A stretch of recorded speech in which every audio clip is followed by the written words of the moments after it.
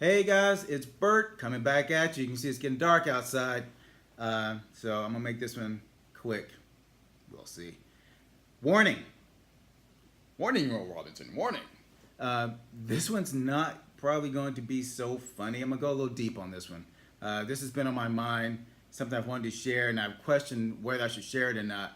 But how I process things, I ask myself, is this something I would want to hear if I was in the moments that I'm probably going to discuss?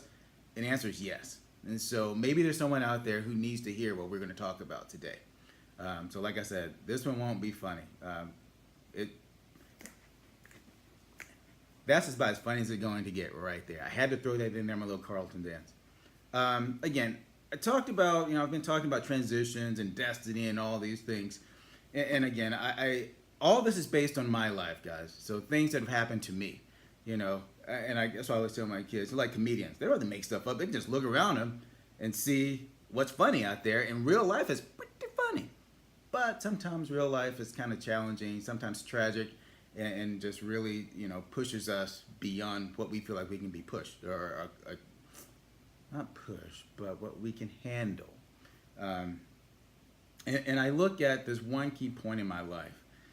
I was going through a lot, and I won't get into details and all the personal stuff because that will wrap up at the end. But I was going through some changes. A big change in my life is when I was moving from Arizona to California, and I actually transitioned over by myself. And at that time, there was a lot of things going on, and so a lot of things that made me question, made me challenge myself, and quite frankly, things that kept me up at night. Literally, you always say in sales, you're like, ask the customer what keeps them up at night. Well, someone could have asked me what kept me up all night, and they would have actually gotten a real answer, not a hypothetical what if. Well, the budget doesn't. No, no, no. My concern is always in my kids, my family. Family is number one to me. And so as I transitioned, I had all these thoughts about, am I doing the right thing for the family? Am I doing the right thing for me? Am I doing the right thing for my kids? What's the outcome here? What am I expecting to achieve? What do I expect to happen? What do I expect the kids to think? All these things went through my head. On top of, hey, the ice machine just went off. Thank you. But all these things are going through my head. And I was literally up at night getting maybe 2-3 hours of sleep per night, and then trying to function during the day. As you can imagine, that leads to a downward spiral fast, especially if you did this for almost up to 6 months. And so it finally took its toll on me. And I got to a point where I hated nights and I hated weekends because I was alone. During the weekday, Monday through Friday, I had work stuff to do. Kept my brain going, except for at night. When the sun went down, my mood went down, my mind started spinning. And then on the weekends, same thing. I had nothing to do. I had no friends out here. I hadn't really met anyone. And because of my mindset, that closed me off from meeting people. And so I got to a pretty low point. And again, I'm not going to go into all the details of my life and all that stuff, but it got really low to where I had to stop, refocus, and figure out a strategy to pull myself up. But it goes back to like all the things I've talked about before, my destiny and all that, and my foundation, my family foundation, what grandma and grandpa started, what mom started, or continued, I should say. All these things helped me beyond where I could have been. And so I found a way back out. And during all this time, one of my closest confidants was my boy Ray. Ray, much love to you, bruh. He knew my story. He knew everything I was going through. And he helped me. But I'll never forget, we had a conversation one day. We were at a meeting, because we worked together. We were at a meeting. He's like, man, I got to tell you. Just take it for what I'm saying. And I wasn't sure where this was going. It's like, man, if I didn't know you, I would never know the hell you're going through right now. And I said, hey, man, it's no one else's business. I have to maintain this and continue this while working on this. So I appreciate you being here to help me through this. Because without him, Lord knows where I would be. But it's that foundation too that all played a role. And I get to it later. Man, you don't know people's story. You just don't. So don't judge.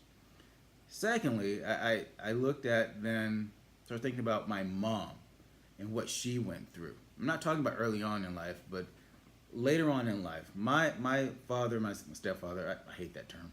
My father was diagnosed with Alzheimer's, and he passed away a couple of years ago or so. And but watching that happen was heartbreaking. And anyone who's ever had to deal with Alzheimer's, God bless you, because that is a horrible, horrible, horrible, horrible disease. And I wish no one ever had to deal with that ever again.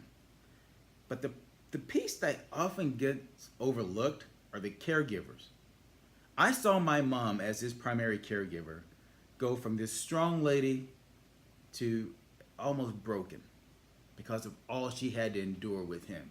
One, to watch the man that she's loved and been with forever change as he did. But then two, just the physical, emotional, mental toll it took on her. And there aren't always support for those people because they get overlooked. But she found help and she found support, and again, she was able to make it through that. So why am I sharing this stuff with you guys, right? One, as I said, you don't know people's story. Don't judge by what is perceived to be, because everyone on some level is a great actor. Everyone can put on the fronts, put on the airs, and make you think everything is fine and copacetic. But beneath, they may be hurting.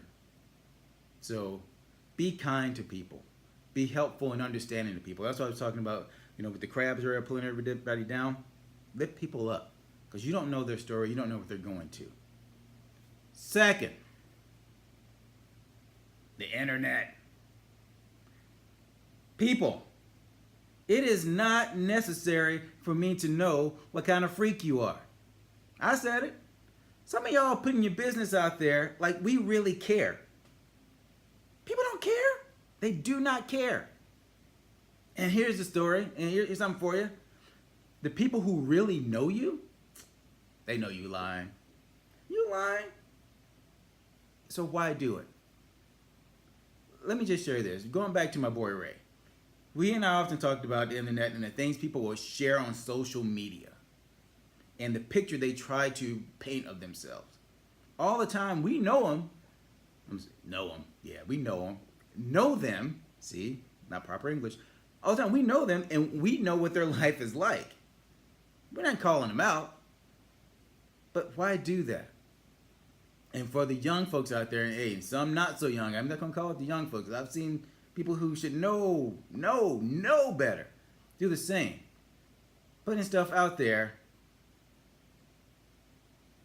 that shouldn't be. Let me tell you something. Ray and I would say social media is career suicide. People putting any and everything out there thinking that it's not going to affect them later. Trust me, somebody's looking at it. And somebody in a position to help you is looking at it and they're going, nah, we're going to cross that off. We don't need that here. So I'm just saying this. You don't know my story. You don't know their story. We don't know your story. So just live life true. And if you're going to put stuff out there, keep it real. Like this. I'm sharing, everything I'm sharing with you is real. I'm putting it out there knowing that there could be repercussions, whatever is coming from this. But the intent is to help and inspire. So look at people and treat them the way you want to be treated. Don't put all your business on the street. We don't need to know all that.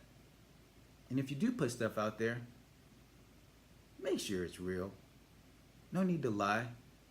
Because sometimes what we need may not be attention. Sometimes we just maybe need support. Sometimes you just may need a hug. Lord knows I love a good hug every now and then.